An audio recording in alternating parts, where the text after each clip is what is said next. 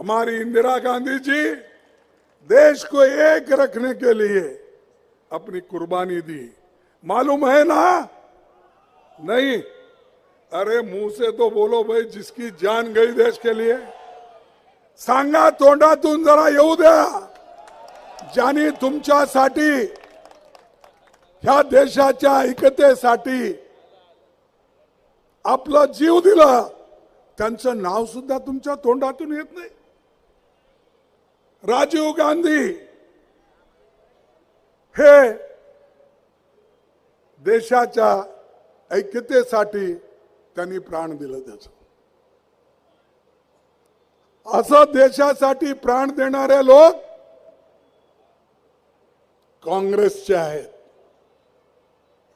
आणि आम्ही करून दाखवलेलं आहे. आणि हे येतात बाबा आजकालचे